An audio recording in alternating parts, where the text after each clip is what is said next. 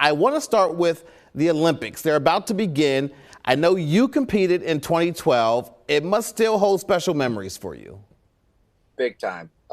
This is a special part of the year for me every 4 years, obviously. I watch all the documentaries on athletes. I keep track of everything. Opening ceremonies have me geeked, very excited for Friday. And actually, this year is special because my family and I are going to go over to Paris in August, and my dad and I are going to go. We got tickets to watch some of the gold medal matches for Greco-Roman wrestling, so we're going to sit and watch some of the events. It's going to be great. That's really cool. So can you talk about your transition from that to the WWE? Yeah, it kind of was a stars aligning type of situation. I had been a fan of pro wrestling since I was a little kid. I always tell people, like, I wanted to be a pro wrestler before the Olympics were ever even in my mind as a possibility, And just so happened that I made the team in 2012. I wrestled in London, and WWE had some scouts there, and they were actually at one of our practices getting ready for the games, and talked to some people and made some connections. And it turns out they were looking for guys with like real amateur backgrounds in all across all sports at the time. And so once I retired after 2012, I landed a tryout with WWE, and it just worked out, man. I crossed over, and it's been really, really special. It's almost like I'm living both of my childhood dreams now. I've had a chance to do that, so I'm very grateful. By Chad Gable, former U.S. Olympian. I mean, that's really cool. Was it difficult making that move from Olympic wrestling to pro wrestling? The physical part of it, I didn't find as challenging, obviously, because I had been through so much training and rigorous stuff with amateur wrestling. But the character part of it, and speaking and the promos and the interviews, was a little more difficult. When I first got down to what we call NXT, which is our training system at the time. It was developmental system where we learned how to do this. Like the first day there, I was kind of like thrust in front of like 70 or 80 of my peers and just told to do what we called presentation skills, which is like show us a character and do an interview. And my mind was like blown, man. Anxiety was like through the roof because it's all these like incredible personalities that you're in front of. And I had to get up there and speak, and I'm just sweating and like didn't know what to do. And I'm sure I wish I could remember what I said. I'm sure it was just gibberish. But I mean, being thrown in the deep end like that, you learn pretty quick, or you sink, And it was a fast-paced time. I learned quickly, but thankfully it worked out, and we're here now. Well, I do want to talk a little bit about your character, as you were mentioning. For a long time, you were the all-American nice guy.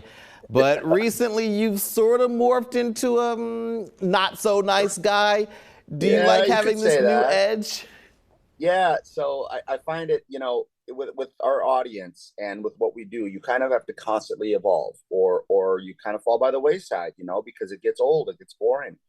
And so I played the straight guy, I played the funny guy for a while, and that worked out. The crowd enjoyed it. And I just had enough of it. I was sick. I wanted to try something new. The Creed's brainwashed by Chad Gable.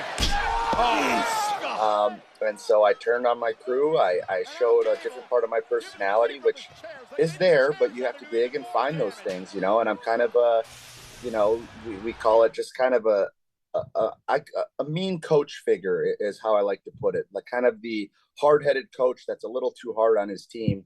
And it's worked out well. It's connected really well with the audience. And you can tell when things resonate. You feel it with our crowd, and when you're there live, the way they react and things like that. And they love to hate me, I think is the way to put it, which is kind of what you want, So now you're kind of being terrorized by this new creepy group. How is that going? Yeah, they flipped the script on me here. I was the one doing the terrorizing for a few months there, and then they came out, and the Wyatt Six, they're known as. They've been hunting me down for whatever reason. I'm still trying to figure out. So I'm the target of their destruction. So what I've done in the meantime is use my smarts to recruit the Creed brothers. So you join up with us, you get a little extra protection. To be by my side. There are a couple of new younger talent that are just incredible, and have some backup, and because there's 6 of these Wyatts, and they're creepy, they're monsters. They got a girl with them that's just, she's after me every week, and she's creeping me out. And so I got to find a way to deal with these guys, man, because who knows, when we get in the ring and have to finally throw down, I don't know what they're going to be bringing. Yeah, it's just the life of a WWE superstar. Yeah. So right now, the WWE is in the midst of a boom in popularity. Do you experience any evidence of that in your daily life?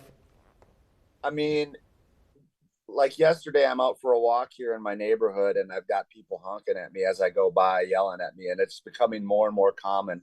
But that's all a testament just to, Triple H and Hunter's vision for the product. I mean, it's blown up in the last couple of years, like beyond what I could have ever imagined in my time here. When I first came in, it wasn't like this. 15,000 plus in Bell Center, Montreal.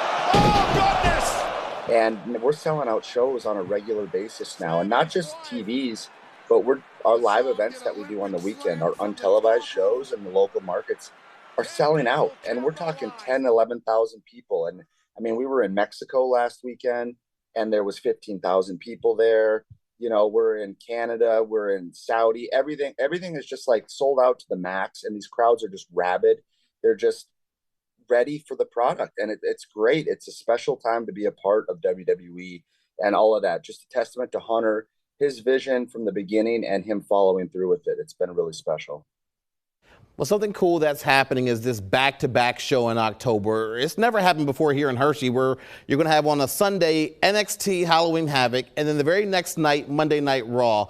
You talked a little bit about what NXT is, but what makes these shows different?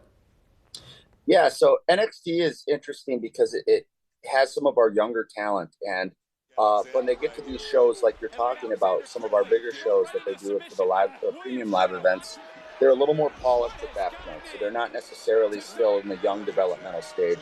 So you're going to see them almost at their breakout level, ready to get to Raw or SmackDown. So those are very high level shows, and they're more intimate audiences, which is cool. And the audiences and crowds that go to NXT shows are typically looking for something a little different than maybe we offer on Raw or SmackDown.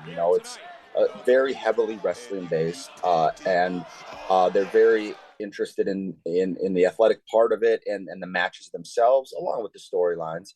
And then the next night on Raw, you're going to get what you get from us, which is the total package. It's the in ring, it's the stories, it's the drama, and we really have been bringing that lately, and especially the last 3 to 6 months on Raw. Our shows, I think, have just been at a level that you've never seen before. So you get the best of both worlds that weekend. And I mean, I can't imagine they're not going to sell out. So if I were any of you, I would get your tickets sooner than later because they're going to be great. Definitely good advice. I know I'm going to be there. I'm a big fan. Chad Gable, thank you so much for your time.